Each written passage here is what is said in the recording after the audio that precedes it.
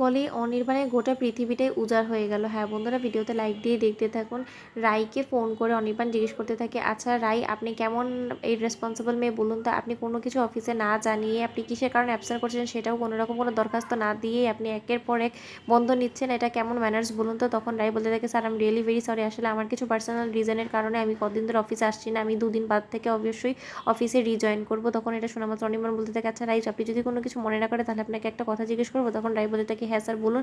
অনির্বাণ বলতে থাকে যে আপনার গলাটা কেমন জানি একটা শুকনো শুকনো বলে মনে হচ্ছে, আপনার বাড়িতে কেউ কোনো ওরকম কোনো প্রবলেম হয়েছে, কেউ অসুস্থ হয়েছে, না আপনি হুট করে এতদিন ধরে অ্যাবসেন্ট দিচ্ছেন, তো তার জন্যই জিজ্ঞেস করছি। তখন রাই বলতে থাকে, স্যার আমার পার্সোনাল রিজনসের কারণে আমি আসবো না, আর আপনাকেও স্যার একটা ইনভিটেশন দেওয়ার ছিল। তখন অনির্বাণ বলতে থাকে, হ্যাঁ বলুন কিসের ইনভিটেশন? তখন রাই বলতে থাকে যে স্যার আসলে আজকে সন্ধ্যেবেলা আমার আশীর্বাদের অনুষ্ঠান আছে, তো আমি আশা করবো আপনি যদি আমার ওয়েল উইশার হয়ে থাকেন, আপনি সত্যি যদি কোনোদিন আমার ভালো চেয়ে থাকেন, তাহলে অবশ্যই আপনি অ্যাটেন্ড হবেন আজকে, আমার অনুরোধ রইল আপনার কাছে। তখন এটা শোনা মাত্রই অনির্বাণ হেসে বলতে থাকে যে রাই, আপনি খুবই ফানি একটা মেয়ে, জানেন তো, আপনি খুব বেশি জোক করেন, আমার একদম এসব জোক একদমই পছন্দ হয় না। তখন রাই মনে পাথর রেখে বলতে থাকে যে না স্যার, আমি আপনার সাথে জোক করবো কেন বলুন তো?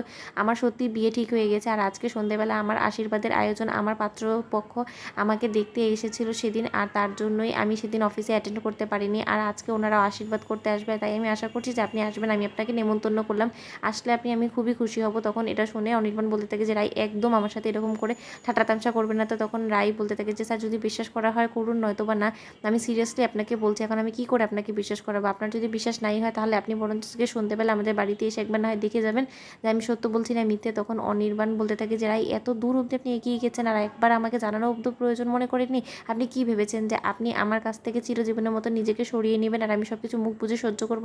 আপনি কার সাথে বিয়ে করছেন, কী করছেন, কিছুই আমি জানি না, তা সত্ত্বেও আপনি বলছেন যে আপনার এই বিয়েতে মত আছে, সেটা আমি কোনো মতেই বিশ্বাস করতে পারছি না, কারণ আমার নজর এতটাও ভুল বলতে পারে না। তখন রাইকে অনির্বাণ জিজ্ঞেস করতে থাকে, আচ্ছা রাই, আপনি কি মন থেকেই এই বিয়েতে রাজি আছেন?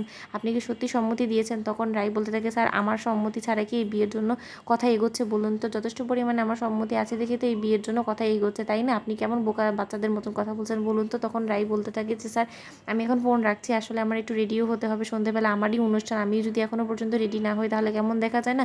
বাড়ি ভর্তি লোকজন চলে আসবে, তখন কেমন একটা দেখা যায়, আমি এখন ফোনটা রাখছি। ওদিকে ফোন রাখা মাত্রই রাই কাঁদতে থাকে আর বলতে থাকে যে স্যার এই যাত্রায় হয়তো বা আপনার আর আমার এক হওয়া হলো না, কিন্তু আমি আশা করবো আর যাই হোক না কেন আপনার এমন একটা ভালো জীবনসঙ্গী আপনি পান যে কিনা আমার কমতিটাও আপনার জীবন থেকে এক চিরতরে ভুলিয়ে দিবে, কারণ আমার জীবনে আর যাই হোক না কেন ভালোবাসা কোনোদিনও বেশি দিনের জন্য টেকে না, সেটা অন্তত আমি হাড়ে হাড়ে টের পেয়ে গেছি এবার অন্তত। ওদিকে নীলু বলতে থাকে সুদীপ্তকে ফোন করে যে সুদীপ্ত বাবু আর যাই হোক না কেন আর তো মাত্র কয়েকটা দিনের অপেক্ষা, তারপরে আমাদের প্ল্যানটা সাকসেসফুলি কমপ্লিট হয়ে যাবে আর আমরা চিরতরে রায়কে বিষিয়ে দিতে পারবো, তাই না? তো বন্ধুরা, ভিডিওটি ভালো লাগলে লাইক এবং সাবস্ক্রাইব করতে ভুলো না।